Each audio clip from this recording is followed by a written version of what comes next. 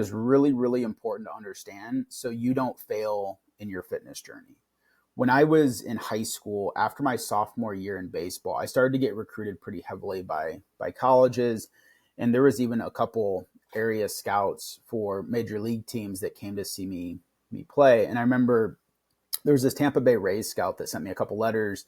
He had come to a couple games, and he came to one of our games when we played against one of the best teams in the state. And I believe this had to be my junior year. And after the game was over, I went to talk to him for like 5 or 10 minutes. And, we were talking, and he gave me some like feedback, like, hey, like, you go to a small school, we're definitely not going to draft you. I think it's in your best interest to go to college, but you seem like a great kid, blah, blah, blah. And I asked him, I was like, I get it. I'm curious, like, what you look for in players that you draft, or just some candid feedback. And he said, I'll tell you what, when I go see a kid play, I hope he literally has the worst game of his entire career. Because if I go to a game and the kid hits 3 home runs and has 5 RBIs and makes some incredible plays, or he pitches and he throws a no-hitter, when things are going really well, it's easy to be confident. It's easy to be high energy. It's easy to be a great teammate. And he said, I can't really judge someone's character when things are going well. What he told me is, like, I love to go to a game where a kid has a terrible game.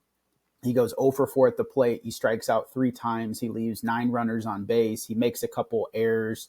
He gets hammered off the mound and gives 5, 6 runs. That's the kid that I want to see. I want to see how his energy, how his confidence is. Does he still have a swagger? Does he pout at the end of the bench? Does he still show up as a great teammate?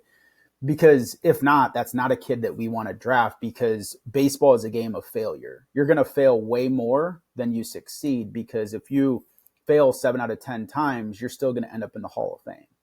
And my point of sharing this is, when it comes to your health and fitness, it's very, very, very similar to the game of baseball. Because when things are going really well and you're doing the right things and the scale's dropping, you're making serious progress, life is good, you're getting your meals in, you're getting your workouts in, everything's going really well, it's very easy to remain optimistic, to be positive, to be confident, to have high energy. But what happens when crap hits the fan? What do you do when you're doing everything in your power, but the scale starts going up? When you don't have time to get 3 or 4 workouts in per week, all you can get is walks in. When you don't have time to meal prep for 5 hours on Sunday and prep all your meals for the week? What happens when life throws you curveballs and things just are not going your way? The people that are successful long-term in making a physical transformation and making fitness a high priority, they remain consistent in those moments, because that's what really separates the winners from the losers. It's like the scout said in baseball, when things are not going well, how does somebody respond to challenges, adversity? Do they still show up?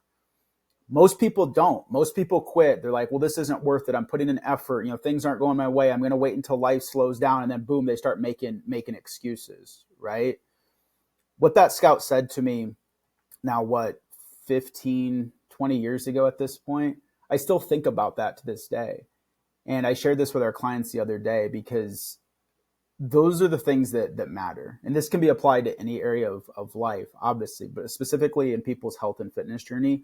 I noticed that when things don't start going your way, when things get busy, you're dealing with relationship issues and kids and career and travel, that's a lot of times when people quit. They start making excuses. They don't have a positive mindset and outlook anymore. And then that's what completely derails their progress. Just like it does so for so many kids, ends their baseball career, and they don't end up where they want to be because they cannot handle failure and when things don't go their way.